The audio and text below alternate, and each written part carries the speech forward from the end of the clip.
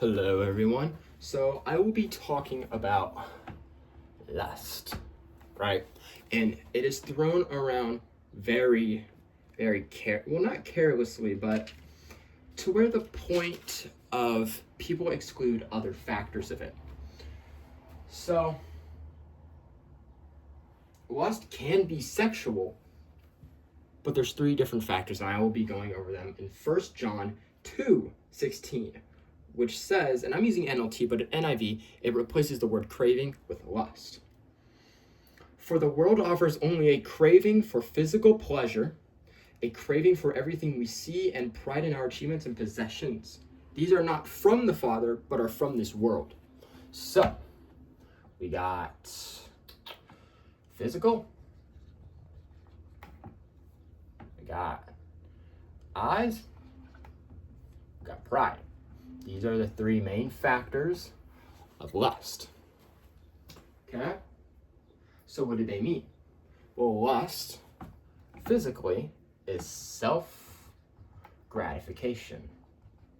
This is where most people tend to get the sexual sin aspect of it. You know, why you can't stop lusting. This is mainly what they're talking about. Lust of the eyes is materialistic obsession. So, jewelry, purses, and stuff like that.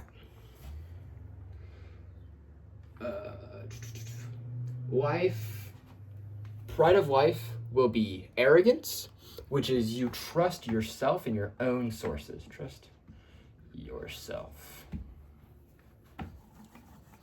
Now, with that in mind, what does lust exactly mean? Lust means a desire or craving, but we'll use desire because it's shorter.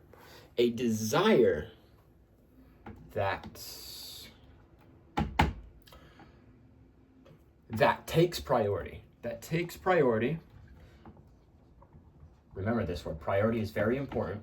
That takes priority over God's divine will. Now, why is that so important? Well, I'm going to flip to Isaiah 55, and we're going to read verses 8 through 9. Give me a moment here. Here we go, 8 through 9. My thoughts are nothing like your thoughts, says the Lord, and my ways are far beyond anything you could imagine, and your ways. Okay, so priority. When we prioritize something, we're putting our business in front of whatever should be in front instead. Okay? So, if someone tries to stump you with why would God not want you to be satisfied in life, you could give a million reasons, but one of the strongest ones, in my opinion, especially in this context, is to back it up with Isaiah 55, 8 through 9, is it should be God's will over ours.